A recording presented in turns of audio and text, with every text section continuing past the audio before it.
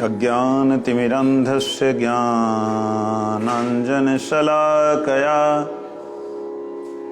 चक्षुरुन्मीलितं येन तस्मै श्रीगुरुवे नमः। श्रीकृष्णचैतन्य प्रभु नित्यानंद श्री अद्वैत गदाधर श्रीवासादि गौर भक्त वृंद।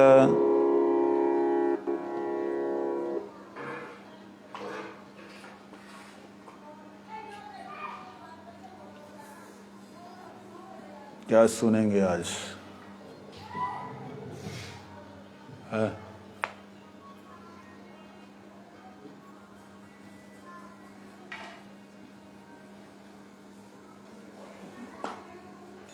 की सुनबेन? अमृत राजा अम्बरीशर कहानी तो नॉर्मली एकादशी दिने बोला जाए।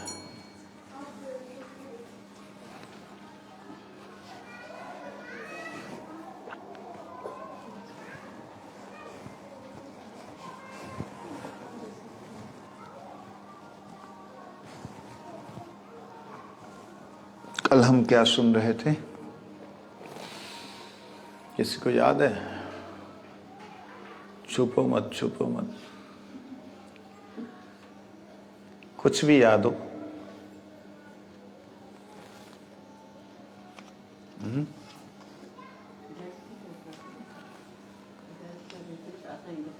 नहीं, महाराज जी ने हरे कृष्णा का मंत्र का बताया था कि चैतन्य महाप्रभु का ऐसे है, और जो हम उनके महामंत्र के चरणों में प्रार्थना करते हैं तो वो प्रार्थना हम किसके चरणों में कर रहे हैं?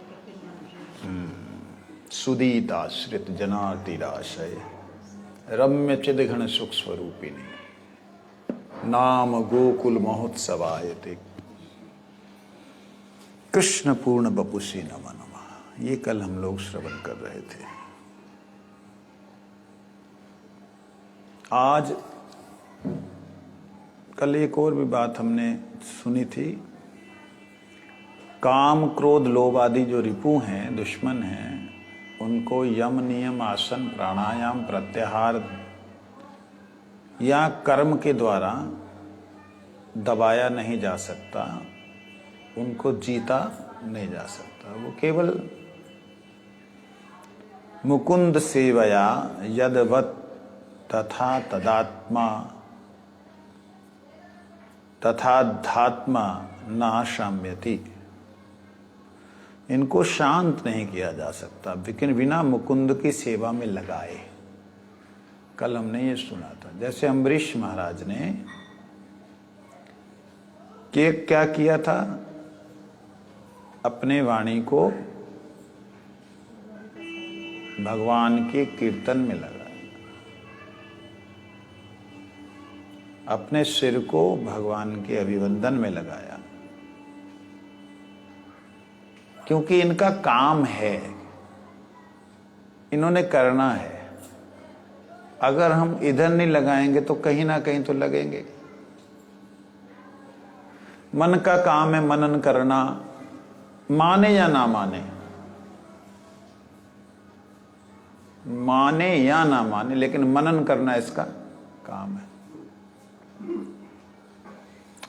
तो काम क्रोध लोभ मोह मद मात्सर्य, मात्सर्य का स्थान नहीं है। ये सारे के सारे भगवान की सेवा में है। हमें इन्हें छोड़ना नहीं है। कहते ना काम क्रोध छोड़ो छोड़ो, भगवान भी बोलते गीता में, कामेश क्रोधेश रजोगुण समुद्भवा महाशना महापापमा विद्धि एनम इह वैरिनम। ये शत्रु हैं, भगवान कहते हैं गीता जी में। ये जीव के लिए क्या है? भक्त कहते तुम शत्रु बोल रहे हो, हमारे तो खास मित्र यही हैं। काम कृष्ण कर्म अर्पणे कृरोध भक्त द्वेषी जने, लोभ साधु संगे हरि कथा, मोह कृष्ण विरागे व कृष्ण से दूर होने पर, और मद कृष्ण के दासाभिमान में। और इंद्रियों को क्या करेंगे? चक्षु रूप का दर्शन करने के लिए, कान गोविंद के गुण सुनने के लिए, जिह्वा भगवान का प्रसाद पाने के लिए, नाक भगवान के चरणों में अर्पित जो पुष्प हैं, जो आरती होती है, बत्ती होती है, उसको सूंघने के लिए नाक का काम है। सिर पे लोग लगाते हैं और सूंघना होता है उसको।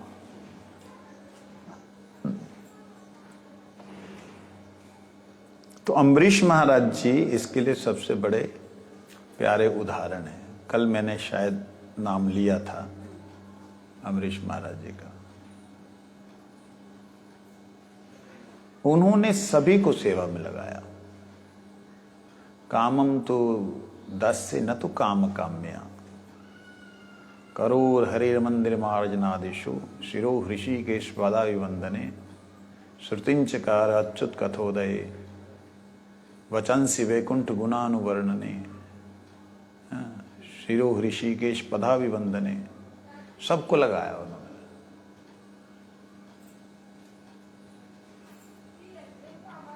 तो अम्बरीश महाराज जी का जो चरित्र है वो हम सबके लिए आदर्श चरित्र है।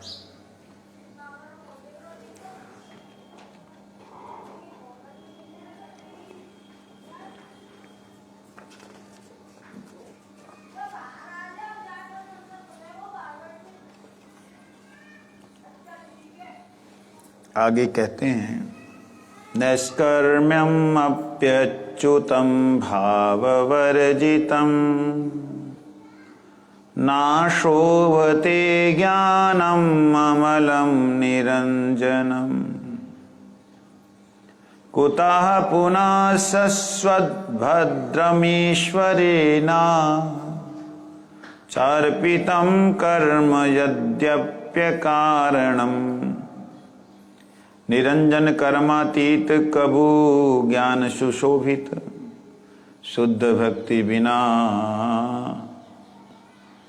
नाही है,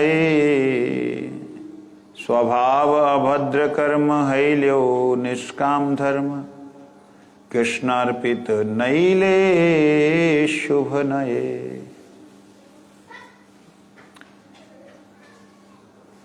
भागवत जी के प्रथम स्कंद के 5वें अध्याय के 12वें श्लोक में ज्ञान और कर्म की निंदा की गई है। क्या कहते हैं? निर्मल ज्ञान भी जो मोक्ष प्राप्ति का साधन है, यदि भगवान की भक्ति से रहित है तो उसकी शोभा नहीं होती। समझे? निर्मल ज्ञान, जिस ज्ञान में गंदगी नहीं है, वो ज्ञान भी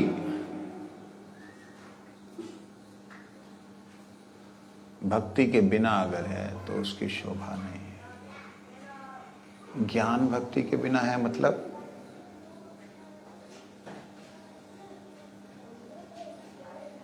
भक्ति से ज्ञान मिलता है। सबसे पहले थोड़ी श्रद्धा होती है, थोड़ी भक्ति होती है, व्यक्ति तब जाता है किसी के पास सुनने के लिए, सीखने के लिए, है ना। भक्ति से क्या मिला? ज्ञान। लेकिन ज्ञान जब बड़ा हुआ, उसने अपनी जननी भक्ति को ही अगर छोड़ दिया तो फिर वो शोभा नहीं पाता। जैसे मनमुख बालक अपने माता पिता का विसर्जन कर दे, वो व्यभिचारी हो जाता है ना।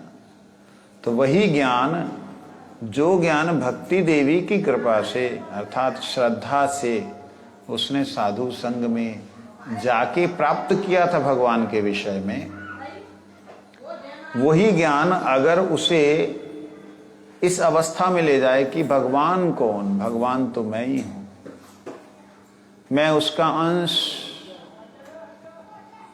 उससे अलग नहीं हूं, वही हूं, ऐसा अगर दुर्भाग्य आ जाए किसी के जीवन में, तो वहां भक्ति रहती है?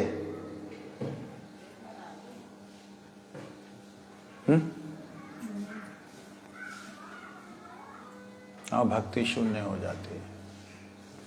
तो भक्ति शून्य होने का मतलब अपनी माँ भक्ति से बालक दूर हो गया और खुद को ही बाप समझने लग गया।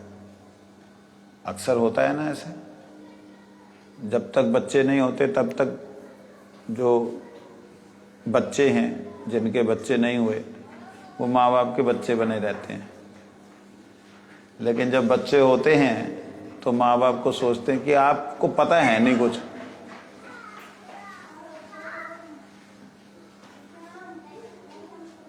राधे राधे, बलदेव यहां नहीं खेलो, चलो।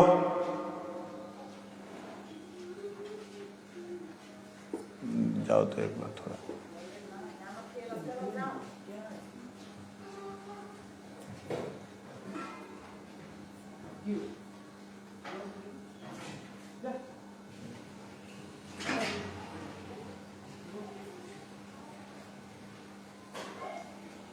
ध्यान ना भटक जाता है। क्या था?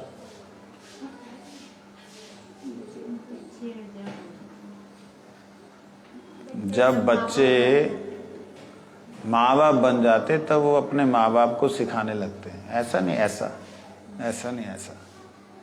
तो समझ लेना, अगर बच्चों ने अपने माँ बाप को सिखाना शुरू कर दिया, माँ बाप सीखना चाहे तो अलग बात है, लेकिन बच्चे सिखाना शुरू कर दें तो समझना कृपा से विहीन हो गए। कई बार माँ बाप को बच्चों की तरह चुप करो कराना पड़ता है, लेकिन अगर माँ बाप के ऊपर डांट लगाए, फटकार लगाए, तो समझना वो बेटा दुराचारी है, ऐसा बेटा व्यभिचारी है। ये भक्ति देवी के ही तो पुत्र हैं। ज्ञान और वैराग्य किसके हैं? भक्ति देवी के पुत्र हैं। वही ज्ञान जब भक्ति विहीन हो जाए तो उसकी निंदा की है भागवत जी के प्रथम अध्याय के प्रथम स्कंद के 5वें अध्याय में।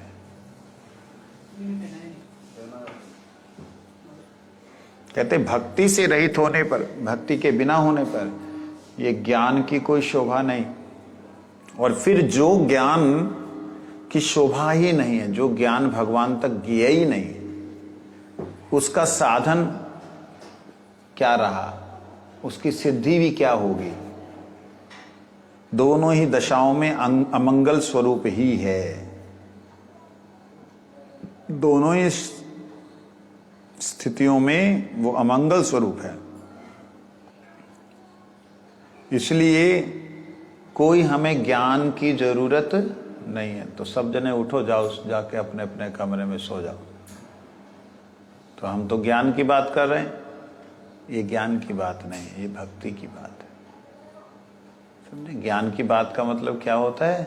ज्ञान का मतलब क्या? एक दिन ऐसी चर्चा हो रही थी, हमारे परम पूज्यपाद गुरुवर्ग निष्किंचन गोस्वामी महाराज जी, वो हमारी बीच बीच में परीक्षा लेते थे, कथा करते। जैसे मैं पूछता हूँ ना, तो उन भी ऐसे ही पूछते थे। तो मेरा अभ्यास वैसा बन गया, उनके संग में रहा। तो वो कहते अभी भी तो ज्ञान ही ले रहे हैं, अभी क्या कर रहे हैं? हमारी भक्ति कर रहे हैं। कैसे भक्ति कर रहे हैं? भगवान ने कहा है, प्रथम भक्ति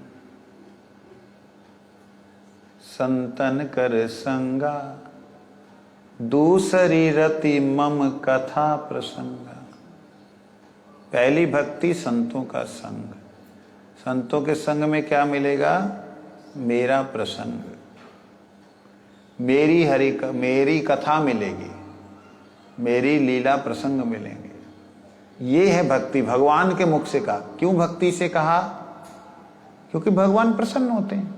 भक्ति का मतलब कोई तान तंबूरा थोड़ी है कि अलग से कोई चीज थोड़ी है। भक्ति का मतलब कोई अलग से क्रिया नहीं है। जो क्रिया है उस क्रिया को भगवान को समर्पित करना भक्ति। उस क्रिया से सांसारिक फल लेना, सिद्धियां प्राप्त करना, मुक्ति प्राप्त करना भक्ति नहीं है। क्रिया सेम है। समझे नहीं ये बात? तो कहते हैं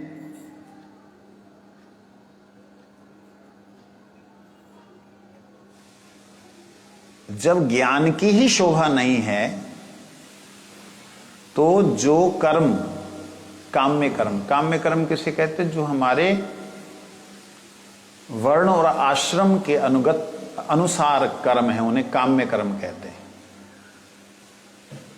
वर्ण ब्राह्मण क्षत्रिय वैश्य शूद्र, आश्रम गृहस्थी वानप्रस्थी, ब्रह्मचारी गृहस्थी वानप्रस्थ सन्यासी।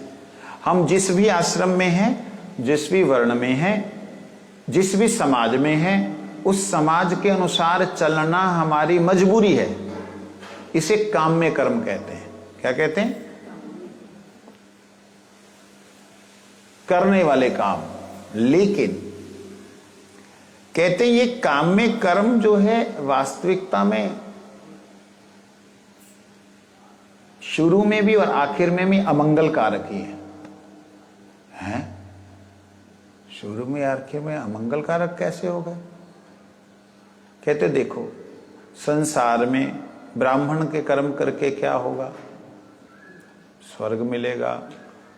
क्षत्रिय के स्वर्ग का नीचे वाला हिस्सा, जो भी वर्णाश्रम धर्म है, इनका अच्छे तरीके से कोई पालन करे, 1000 जन्म पालन करे, तो उसको इंद्र के समान सुख मिलेगा। ठीक है जी? सुख मिलकर के क्या फायदा हुआ? और फंसा, पहले इधर फंसा था, फिर उधर भोगों में फंसा, है ना? तो उसका कोई लाभ हुआ? कोई लाभ नहीं। तो इसलिए कहते हैं दोनों ही अमंगल कारक हैं। इसीलिए जो कर्म, जो क्रिया भगवान को अर्पित नहीं हुई, भगवान के लिए नहीं हुई, वो क्या है? अमंगल की जड़ है। समझे ना? तो इसलिए जो भगवान के चरणों में समर्पित हो जाता है कर्म, वही भक्ति बन जाता है। जो ज्ञान भगवान के लिए समर्पित हो जाता है वही भक्ति हो जाता है। भक्ति कोई अलग से कोई इंजेक्शन नहीं है, कोई करताल नहीं है कि भाई इसको बजाने से भक्ति हो गया। भक्ति कुछ भी है। नातः परम कर्म, अच्छा, श्रेय श्रुतिं भक्ति मुदस्यते विभो, क्लिश्यन्ति ये केवल बोध लब्धये, तेषामसो कलेशलस एव विशिष्यते, नान्यथा स्थूल तुषावघातिनाम्। भक्ति पथ छाड़ी करे ज्ञानेर प्रयास, मिछे कष्ट पाए तार होय सर्वनाश, अति कष्टे तुषकुटी तंदुल न पाए, भक्ति शून्य ज्ञाने यथा वृथा दिन जाए। क्या कहते हैं? भक्ति विनोद ठाकुर जी लिख रहे हैं श्रीमद् भागवत के 10वें स्कंद के 14वें अध्याय के 4th श्लोक को लेकर के। कहते हैं वहां पर प्रार्थना कर रहे हैं, भगवान, हे भगवान, आपकी भक्ति सब प्रकार के कल्याण का मूल स्रोत है। जितने प्रकार के मंगल हैं वो आपकी भक्ति से ही होते हैं। जो लोग उसे छोड़कर केवल ज्ञान की प्राप्ति के लिए श्रम उठाते हैं, परिश्रम करते हैं और दुख भोगते हैं, उन्हें सब क्लेश ही क्लेश हाथ लगता है। मतलब कोई भी वस्तु अगर हमें चाहिए, उदाहरण के लिए ज्ञान की जरूरत है, सारे ब्रह्मांड कैसे सृष्टि हुई, क्या हुआ, ये जानने की इच्छा कई बार हो जाती है ना जीव की। नारद जी की भी हो गई, प्रभु आपकी माया बड़ी प्रबल है, सुना है मैंने, थोड़ा सा माया कैसी है देख लूं तो। क्योंकि शिव जी ने भस्म कर दिया किसको? कामदेव को। नारद जी के ऊपर असर नहीं हुआ कामदेव का। तब नारद जी के मन में थोड़ा ना ऐसा हो गया कि भी मैं तो टेस्ट लिए ही नहीं, माया में क्या है, अज्ञानता है, दुख है, कैसा है, तो देखना तो चाहिए। नारद जी के मन में ये थोड़ा सा एक्सपेरिमेंटल मूड उनका जागा, दे थोड़ा सा तो पता लगे।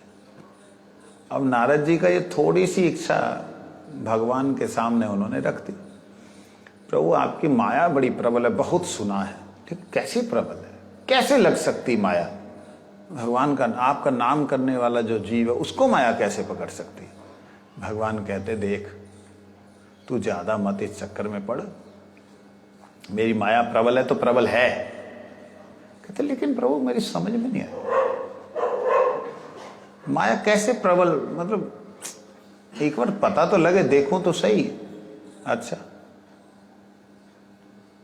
माया को मत पूछ मत समझ, चल हम चलते हैं, घूमने चलते। भगवान ऐसे घूमते घूमते घूमते एक सरोवर के तट पे गए। कहते नारद थोड़ा पानी ले आना। नारद जी ने, कमंडलू तो था ही, गए स्नान किया। कमंडलू ने जैसे पानी लेने लगे तो मन में आया कि स्वच्छ जल है, चलो स्नान कर लूं। स्नान किया तो देखा अरे समुद्र और एक राजा नौका पे जा रहे हैं, वो तड़फ रहे हैं कि बचाओ बचाओ बचाओ, और ये लड़की बन गए वहां पे, सुकुमारी कन्या, बचाओ बचाओ।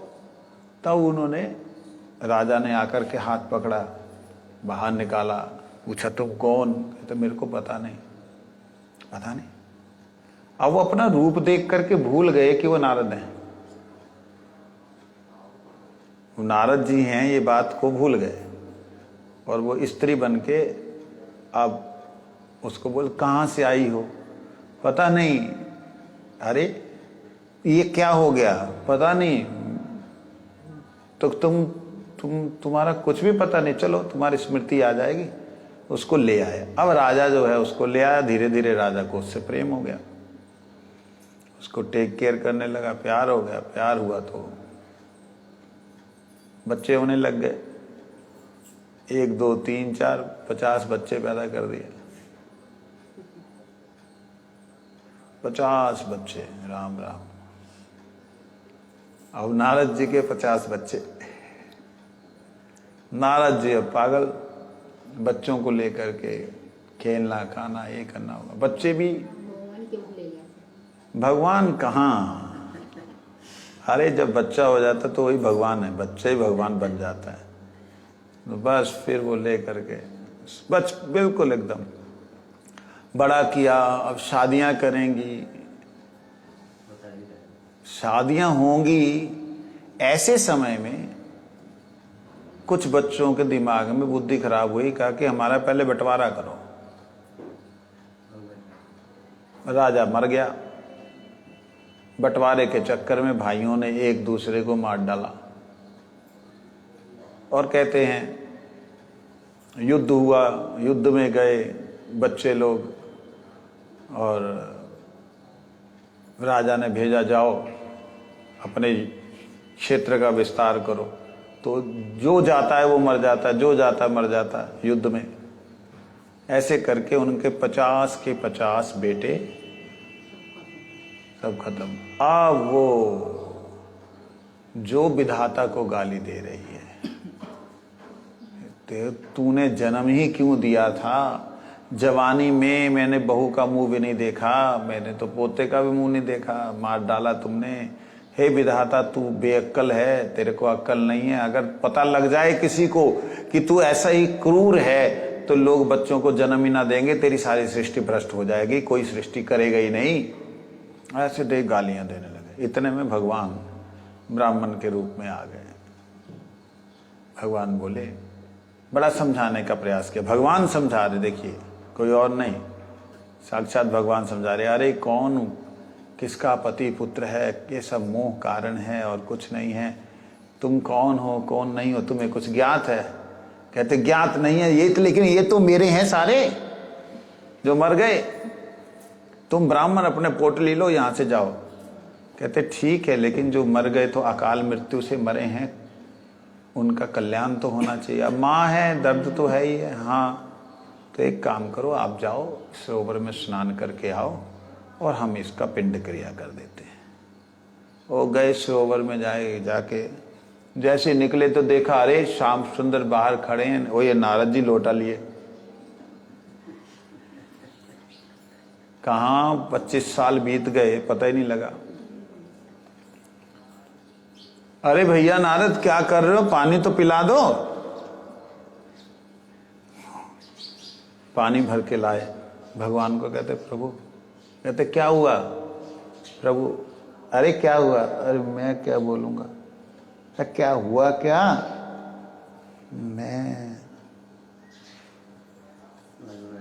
क्या हुआ, शर्म लग रही है कि मैं स्त्री बनी, मैंने स्त्री के सब सुख लिए, बच्चों को जन्म दिया एक एक एक एक करके, 50 साल मेरे बीत गए हैं, तुम स्त्री बने थे, अच्छा फिर। भगवान मजा लेने लगे, अरे मैंने आपको बहुत गालियां दी प्रभु, मेरे को क्षमा कर दो। कहते आपने मुझे गालियां दी, हाँ वो तो एक ब्राह्मण आया, फिर उसने बोला कि मैं स्नान करूं, स्नान किया तो मैं वहीं का वहीं, प्रभु मुझे क्षमा कर दीजिएगा। तो कहते और देखनी है माया तुमने, अभी देखनी है, कहते नहीं। तब बोला है ये माया बड़ी भयंकर है, इसलिए कहते हैं कि जो लोग केवल ज्ञान का ही थोथा बजाते रहते हैं, ज्ञान ज्ञान ज्ञान ज्ञान, वही ज्ञान का मतलब आप समझ लेना, ज्ञान मोटी भाषा में जिस वार्तालाप में, जिस कथोपकथन में, जिस शिक्षा में आपको ये समझाया जा रहा हो कि आत्मा ही परमात्मा है, जीव ही ब्रह्म है, भगवान निराकार है, उसका कोई रूप नहीं है, वो कभी राम बन के, कभी श्याम बन के, कभी शिव बन के, कभी ये बन के, कभी वो बन के आता है। अगर जिस भी ज्ञान में, वार्तालाप में, संदेश में, उपदेश में ये सब चीजें बोली जा रही तो समझना ये ज्ञान की चर्चा है, ठीक है जी। जहां आपको ये बताया जा रहा है कि तुम ठाकुर जी के दासानुदास हो, जीवन जो मिला है भगवान की सेवा के लिए मिला है, जहां ये वार्तालाप हो रहा उसको क्या समझो, भक्ति है, वो ज्ञान। कहते हैं जो लोग इस चीज को नहीं समझते, भक्ति को, और केवल ज्ञान की चर्चा करते हैं, कहते वो लोग मेहनत बहुत कर रहे हैं। सोहम सोहम सोहम सोहम, कैसे, सांस से, सो सांस लिया, सोहम सोहम, तो प्राणायाम भी अपने आप ही हो जाता है, सोहम सोहम सोहम सोहम सोहम सोहम, समझे नहीं। तो बेचारे बड़ा प्रयास करते हैं, ऐसे प्रयासशील लोग तुषा अवघाती ना, जो धान होता है, धान में से जो चावल निकल जाए तो जो बचती है उसका छिलका, वो दिखता धान की तरह है। और एक होता है थोथा धान, थोथा धान मतलब उसमें धान नहीं होता है, वो पूरा पैक होता है। कहते उसको कूटते रहने से क्या मिलेगा, मिलेगा क्या मिलेगा, परिश्रम मिलेगा। ये तो परिश्रम ही हाथ लगता है। अगर जो भगवान की भक्ति की वार्तालाप नहीं है तो क्या लगता है, परिश्रम ही आपके हाथों में आता है। वंशा कृपा सिंधु नाम पावनेभ्यो वैष्णवेभ्यो नमः।